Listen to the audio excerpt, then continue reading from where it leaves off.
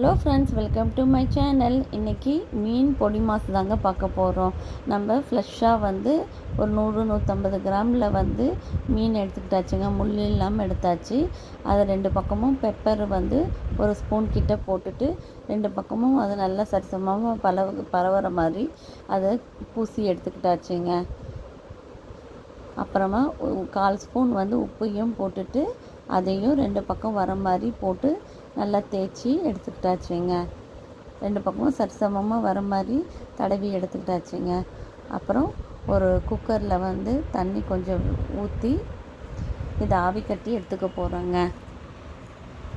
கீழே தண்ணி ஊற்றிட்டு மேலே பிளேட் வச்சுட்டு கொய்யா இலையில் அதை வேக வச்சு எடுத்துக்க போகிறோங்க. கொய்யா இலை சூடு ஏறினோன்னே இந்த ஃப்ளஷை வச்சாச்சுங்க.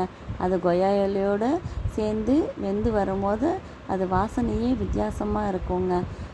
இந்த ஃப்ளேவரில் நம்ம எடுத்தாச்சுங்க. இது பாருங்கள், இந்த பதத்தில் வெந்துடுச்சு.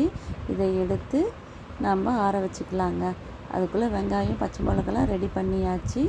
இதை ஆறின பின்னாடி நல்லா கொஞ்சம் உதுத்து எடுத்துக்கலாங்க.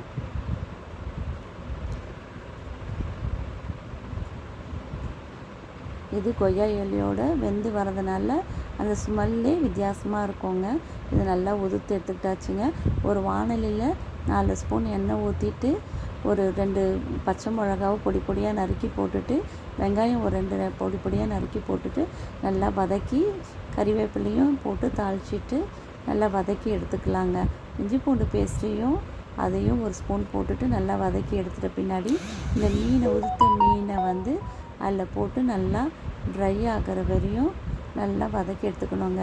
அது வந்த பின்னாடி ஒரு 1/2 ஸ்பூன் உப்பு போட்டுட்டு நல்லா உப்பும் அந்த மீன் துருவலும் நல்லா கலந்து வர அளவு கலந்து விட்டுட்ட பின்னாடி முட்டை ஒரு 2 உடச்சி அதில் ஊற்றிக்கலாங்க.